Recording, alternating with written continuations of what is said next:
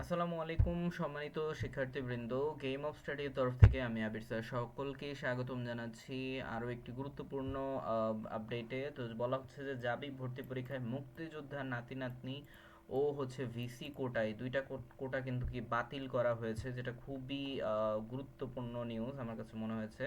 ওকে, তো আমরা এটা একটু দেখি। তো জাহাঙ্গীরনগর বিশ্ববিদ্যালয় অর্থাৎ জাবি 24-25 শিক্ষাবর্ষের অর্থাৎ হচ্ছে এইচএসসি 24 ব্যাচের স্নাতক প্রথম বর্ষের ভর্তি পরীক্ষায় মুক্তিযোদ্ধার নাতি নাতনি ও হচ্ছে ভিসি কোটার বাতিলের চূড়ান্ত সিদ্ধান্তের কথা জানিয়ে দিয়েছে।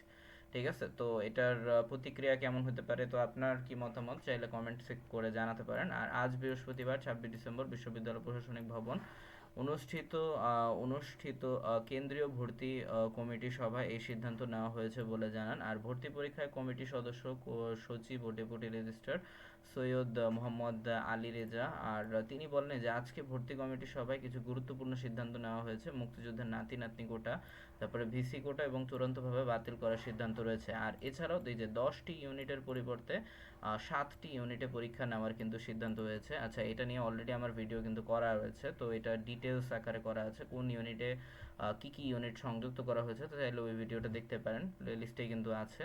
আর এরই মধ্যে সমাজ বিজ্ঞান অনুষদ বি ইউনিট এবং সামাজিক অনুষদ ডি ইউনিটের অপরিবর্তিত রয়েছে। ঠিক আছে, এবং হচ্ছে ভর্তির আবেদন যেটা আমরা এর আগে ভিডিও করেছিলাম, যে বলা হচ্ছিল যে জানুয়ারির 1 তারিখ থেকে শুরু হবে, বাট হ্যাঁ, জানুয়ারির 1 তারিখটাও পরিবর্তন করা হয়েছে আবেদনে, তো এটার পরিবর্তে 3 তারিখে নেওয়া হয়েছে। ঠিক আছে, তো এই ছিল এখনকার আপডেট। তো যারা যারা হচ্ছে অ্যাডমিশনের পরীক্ষার্থী রয়েছেন তাদের সকলকেই শুভকামনা রইল। আর আপনাদের সর্বোচ্চ সাফল্য আমি আবির স্যার কামনা করছি। ভালোভাবে অবশ্যই প্রস্তুতি নেবেন যাতে ইনশাল্লাহ আপনার পাবলিক অথবা হচ্ছে 7 কলেজ হলেও হয়ে যায়। ওকে, তো সবার জন্য এই শুভকামনা। ওকে, সো এই ধরনের গুরুত্বপূর্ণ আপডেট পেতে অবশ্যই চ্যানেলটিকে সাবস্ক্রাইব করতে ভুলবেন না। আমিও চেষ্টা করব আপনাদের সামনে গুরুত্বপূর্ণ আপডেটগুলো যতটা সম্ভব আর্লি উপস্থাপন করার। ধন্যবাদ সবাইকে, আল্লাহ হাফেজ।